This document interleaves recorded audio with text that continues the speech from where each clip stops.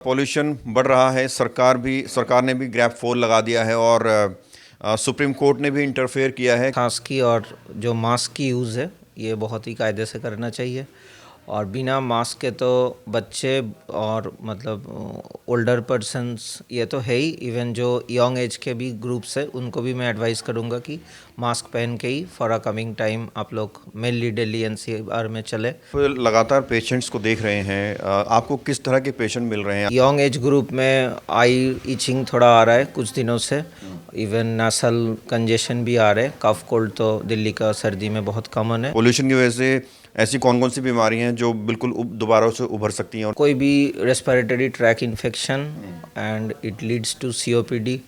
जिन लोगों का एस्मा कई सालों से है, क्रॉनिक है और उसके लिए फुल ऑन ट्रीटमेंट पे है, वो लोगों का भी कंडीशन थोड़ा वर्स हो सकता है।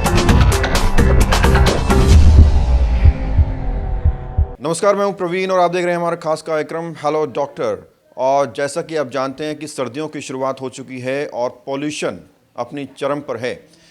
हर किसी के पास इस तरह का मास्क आपको नज़र आएगा और इस वक्त हम इंटरव्यू कर रहे हैं इसलिए मैंने उतारा हुआ है, वरना हमेशा हम भी मास्क पहनते हैं। और इस बढ़ते पॉल्यूशन में कैसे खुद को सुरक्षित रखें और कैसे ये आपके स्वास्थ्य के लिए घातक साबित हो सकता है, ये समझने के लिए आज हम पहुँचे हैं नरसिंहपुर में स्थित SRK हॉस्पिटल में। और हमारे साथ मौजूद हैं जनरल फिजिशियन डॉक्टर निलय चटर्जी। डॉक्टर साहब, बहुत बहुत स्वागत है। नमस्कार प्रवीण जी। डॉक्टर साहब, जिस तरह से पॉल्यूशन बढ़ रहा है, सरकार ने भी ग्रैब 4 लगा दिया है और सुप्रीम कोर्ट ने भी इंटरफेयर किया है, क्योंकि परिस्थिति जो है बहुत खतरनाक हो रही है। कैसे लोग अपना बचाव करें, कैसे खुद को सुरक्षित रखें और क्या कहना चाहेंगे अवेयरनेस के लिए? नमस्कार आपकी सारे श्रोताओं के लिए मैं इतना ही बोलूँगा कि अपना सांस की और जो मास्क की यूज़ है ये बहुत ही कायदे से करना चाहिए और बिना मास्क के तो बच्चे और ओल्डर पर्सन्स ये तो है ही, इवन जो यंग एज के भी ग्रुप्स है उनको भी मैं एडवाइस करूँगा कि मास्क पहन के ही फॉर अ कमिंग टाइम आप लोग मेनली दिल्ली एनसीआर में चले। बिना मास्क के तो चलना एकदम ही बेवकूफ़ी वाली बात होंगे। और इससे के साथ ये भी अगर थोड़ा दिमाग पे रख ले कि बहुत ज़रूरत से ज़्यादा जब एकदम इमरजेंसी नहीं है तो व्हीकल्स का भी यूज़ थोड़ा रेस्ट्रिक्ट रखें। इतना थोड़ा हम लोग एक दूसरे के लिए सहयोग कर सकते हैं। एकदम ही कैजुअल यूज़ के लिए गाड़ी बाइक ये सब की अभी थोड़ा यूज़ कम कर दे। जितना ज़रूरत है, जितना नेसेसिटी है उतना ही हम लोग सड़कें पे आए। ये छोड़ के ये बोल सकता हूँ कि जैसे ग्रैब 4 लागू हो चुका है, ज़्यादातर लोगों को पता है, ये ग्रेडेड रिस्पॉन्स एक्शन प्लान है। जितना मुझे पता है इसका 4 स्टेज वाला प्लान चल रहा है और कोर्ट भी इसमें अपना ओपिनियन दिया है।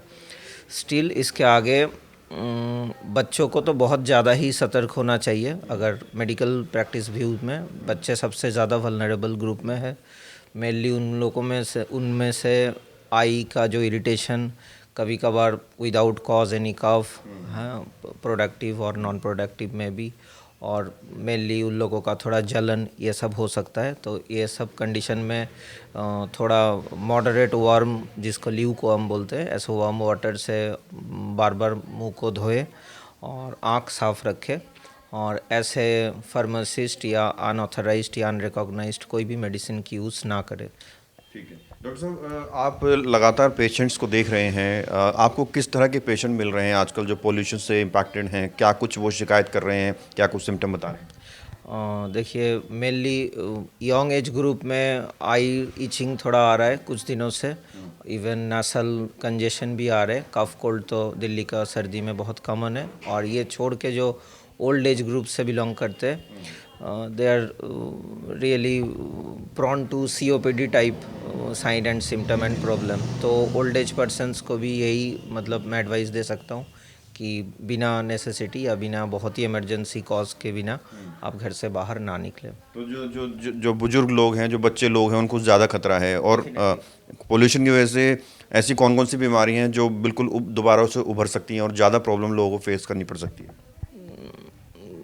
कोई भी respiratory tract infection and it leads to COPD.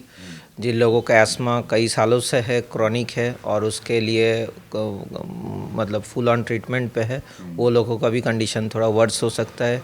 Lung की जो बीमारी है उसके साथ हार्ट डिसऑर्डर भी कुछ हद तक बढ़ सकता है, तो ये सब थोड़ा ध्यान पे रखना तो चाहिए। जो पेशेंट्स आपके पास आ रहे हैं, आप बता रहे हैं कि आंखों में जलन हो रही है, खांसी हो रही है, तो ऐसे पेशेंट को आप क्या कुछ सुझाव दे रहे हैं और क्या कुछ प्रिस्क्राइब मेडिसिन कर रहे हैं? मेनली कई तरह का मेडिसिन है, जैसे आई इचिंग के लिए और नेसल कंजेशंस के लिए भी एंटी हिस्टामाइंस भी देते हैं। कई तरह का ड्रग होता है जो दिया जाता है। और अगर सांस की दिक्कत है, जैसे इमरजेंसी में एकदम कोई एक्यूट इमरजेंसी पेशेंट आ गया, तो उनमें से मेनली हम लोग नेबुलाइज कराते हैं, ऑक्सीजन की सपोर्ट क्या प्रोवाइड ऐसे करते समय हैं। में सर किसी को एडमिट भी करना पड़ रहा है? हाँ, एडमिशन रेट है, मतलब हम लोग जो जब तक वो स्टेबल ना हो एज़ पर मेडिकल गाइडलाइन, तो ऐसे पेशेंट्स को फिर घर नहीं भेज सकते।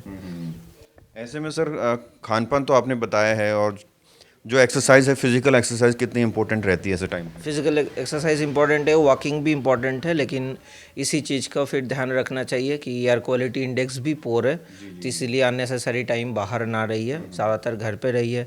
जिन लोगों का सोसाइटी या थोड़ा ग्रीन एरिया है अवेलेबल कर सकते हो, तो उसमें से आप थोड़ा अपना कंफर्टेबल टाइम देख के थोड़ा वॉक कीजिए, और पोल्यूशन में ज़्यादा बाहर ना घूमें।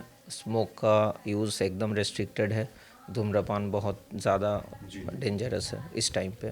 तो आपको क्या लगता है डॉक्टर साहब, आप भी जो है नॉलेज रखते हैं, समाज में न्यूज़ भी देखते हैं, कब तक ये रहने वाला है और कब तक परेशानी झेलनी पड़ सकती है?